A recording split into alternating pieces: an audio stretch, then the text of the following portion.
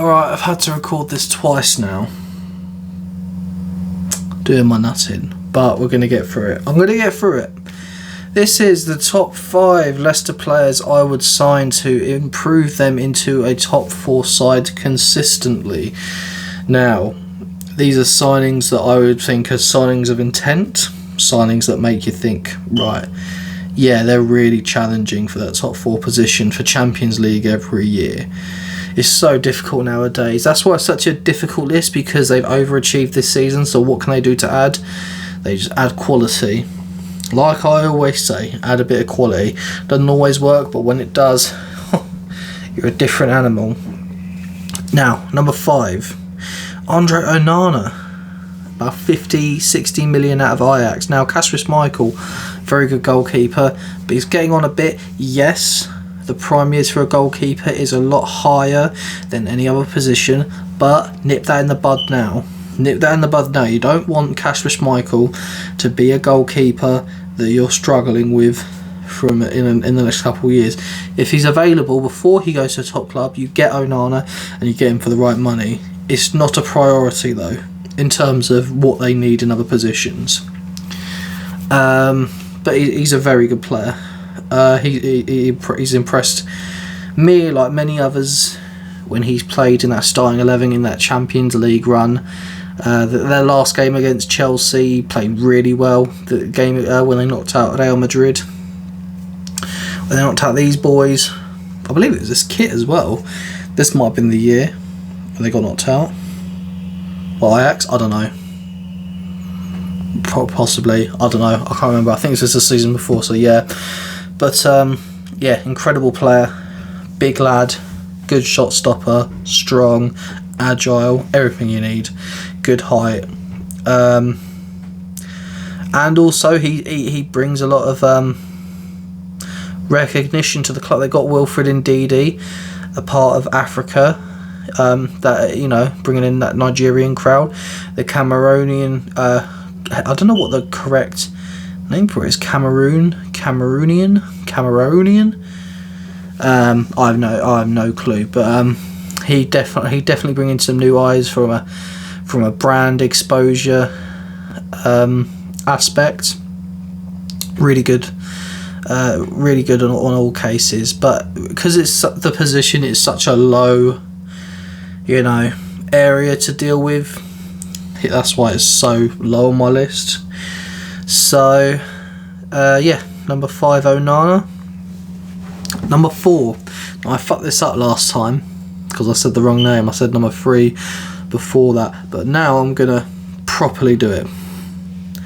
Milik, number 4. Yes, got it right. Number 3's in my noggin. You'll find out in a bit, but I blurted it out in the last take. I'm just glad I didn't fuck it up. But Milik, he'd be expensive. Probably the most expensive player on the list.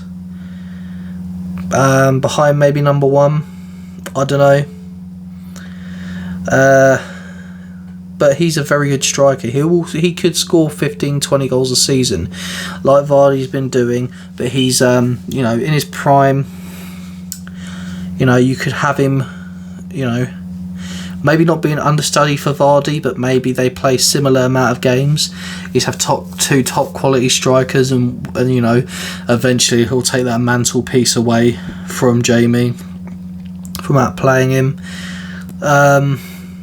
Yeah, he had a tough start when he first came into Napoli, but then he just he started scoring a lot of goals, and he took over from Dries Mertens, who was a big part of their scoring, and he's been a clinical finisher, and I think he could do the same in the Premier League. I think a player of his ilk. I think if anyone could coach him, it's Brendan Rodgers. Just simply because, you know, he does play. He does know how to utilise strikers well. You know, he does know how to get goals, and supplying for Milik would be easy with the midfield that they've got with Maddison, Tielemans in behind him. You know, just thinking about Albrighton whipping in balls to him. Oh, back of the net. Easy peasy, lemon squeezy. So, that's number 4, Ardries Milik. Number 3, Issa Diop out of West Ham. 35-40 million, I reckon, for the Frenchman. He's young. It's a big signing they'd be able to make. I'm sure they'd be happy with him, but they probably think, oh, maybe we could get someone a bit better. But Premier League proven, very important. You're not always going to get a player that's ready for the Premier League. The next pick I'm going to get is playing in a similar position. Not a Premier League player though, but he's good, he's young, he's tall, he's good on the ball. He's just got everything you need to make a great centre-back, and he's still got so much room to grow. And I think playing next to Kaglar Soyuncu and playing in a good side, you'll really see the true him. You know, he looks decent in a struggling West Ham side. What do you think he's going to look like in a top side? So yeah, Issa Diop, number 3. Number 2, similar position, or same position, similar player in all regards. Maybe not as physically imposing. I don't know. He might. I haven't seen too much of this player, but how much I have seen of him, I've been very impressed. And he's got probably a higher ceiling than Diop, and that's why I'm putting him higher. Because I think they can develop centre-backs. They did it with Soyuncu. They can do it with any world-class potentialed centre-back. Who is that player? Who are you talking about? That player is Ruben Dias.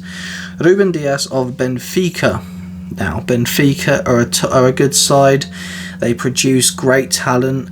He's a fantastic centre-back. When I watched him, I believe it was a Nation Leagues final. The first Nation Leagues. League of Nations, whatever it was, that those friendlies, but they weren't really friendlies, they were league standings, and you could qualify for the Europa League or something like that. I watched the final of that between Portugal and Holland, and I was watching it for Bruno, really, because we were linked to him last season. Well, thank fuck we got him. Thank fudging heck we got him.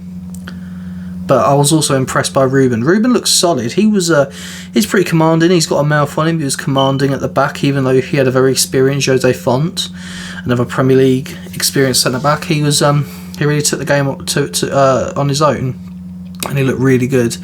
Good on the ball, good in the air, good player. I've heard a lot about how good he is, and he's like 20, 21 years of age. He'd be cheaper as well, which is a big factor into this. You're probably looking at 35-40 million. I reckon whatever Diop will cost, he'll cost about 10-15 million less. So that's also a major factor. So that's why he is at number 2. Now, I got stuck last time on number 1, but I remember him now. I remember number 1. I think the top player to get them where they need to be is a winger, accompanied with a centre-back. So I think they would need to get Diop or Ruben Dias to get this man. But if they got this man, I think they could do special things. Who is this player? He's had a very underwhelming first season in Italy, but I think he's still got a lot to offer. El Chucky Hirving Lozano. Hirving Lozano, the Mexican wonder kid, the man who was in Holland in PSV, had an incredible few seasons, went to Napoli, hasn't quite worked out for him, but man, he has so much talent, raw talent, and I think that with their play, his pace and his skill, and the fact that he knows where the goal is, I think with a Brendan Rodgers system would be incredible. He could play in and off the post. You could have Ardries play off him. You could have, if you played Vardy, you'd have like Harvey Barnes, Hirving Lozano and Jamie Vardy attacking you. How scary would that be? He's just a fucking quality player, and he's young. I think he's like 23, 24, but he's ready.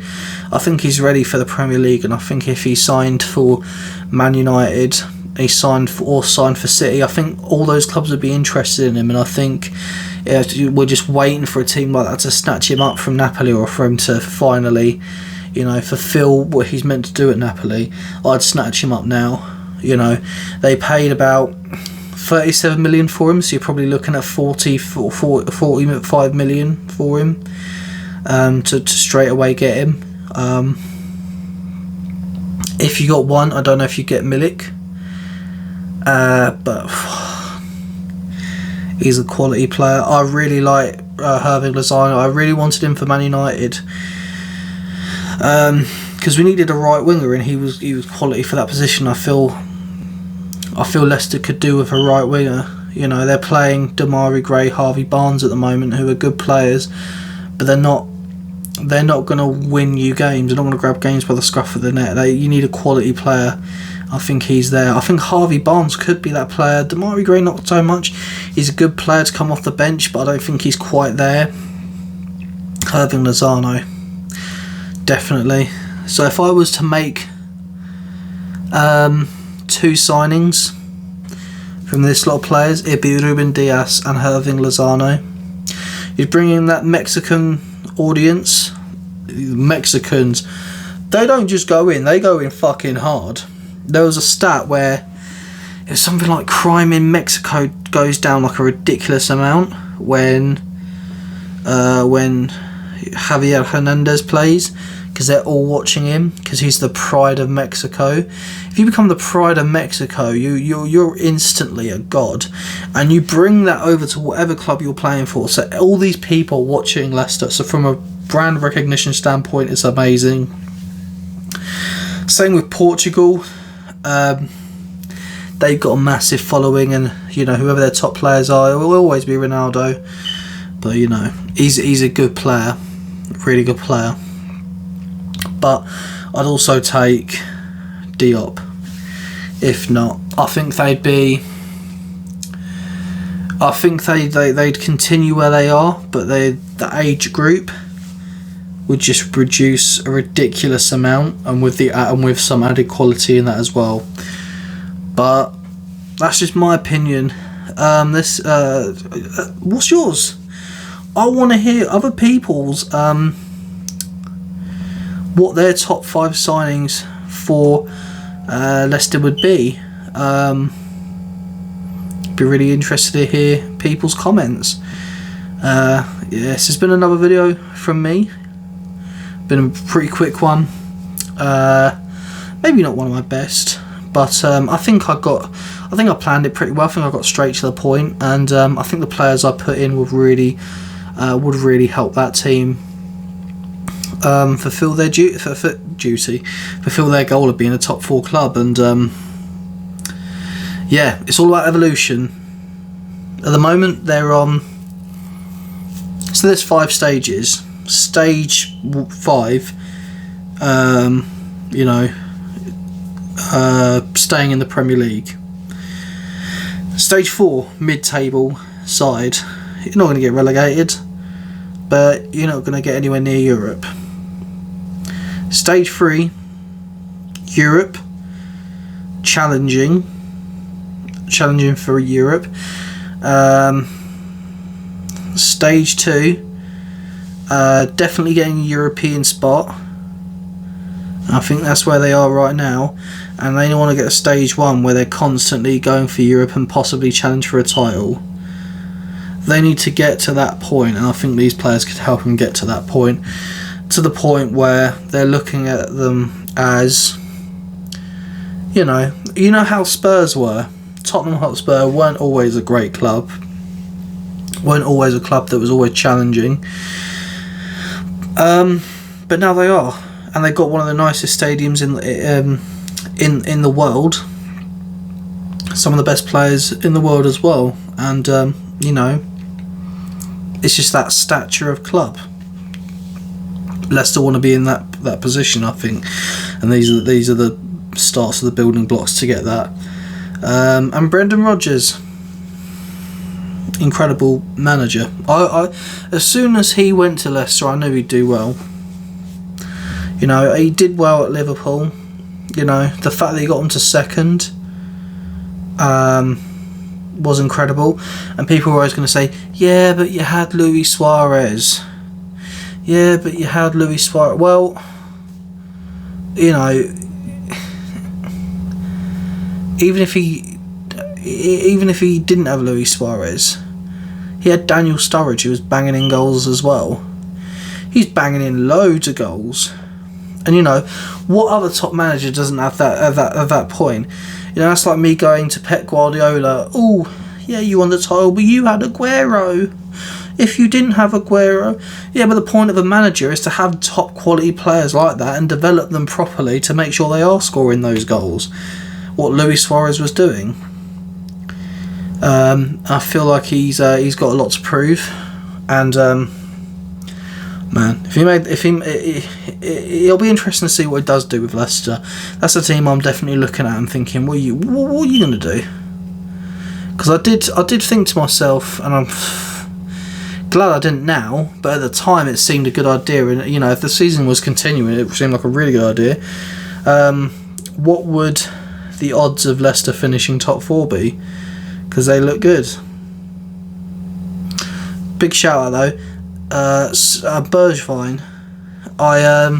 This is completely unrelated.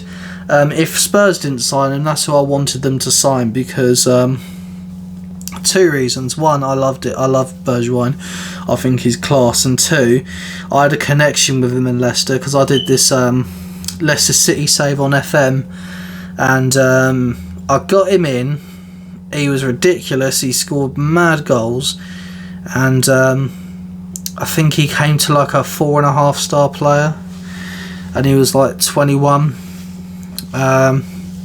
So I always had that, like, for some reason, Bergwijn Leicester link in my head. But yeah, the point is they get to that point and they can attract players like Steven Bergwijn.